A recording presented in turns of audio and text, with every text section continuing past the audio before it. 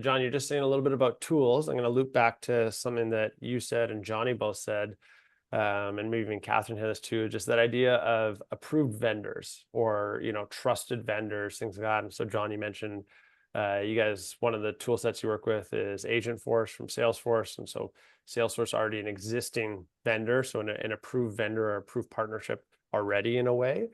How should organizations approach the who should be in their good list kind of thing when you're trying to give some of those determinations or guidelines?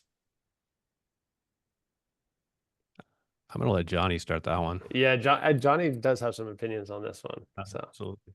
Yeah, sure. So it's not as hard as it sounds, in my opinion. What you need to do is, well, there's a few big providers, right? So pick one that you want to start with, review how they treat your data and what their policy and terms are around training of their models with data you provide them.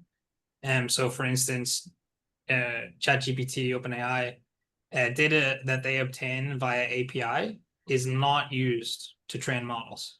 There's a lot of confusion about this. If you read discussion forums, people are convinced that OpenAI are using API obtained data to train their models. Read their policy, read their terms. If that gives you confidence, great. You should consider making that an approved vendor. You would work through that similar process for all your AI approved vendors. The other tricky part that's a little bit more difficult, which is maybe a little bit more optional, but this is what we do as well every year. When we go through our vendor review for all vendors, not just AI vendors, we figure out from their terms and their policy how that company is also using generative AI.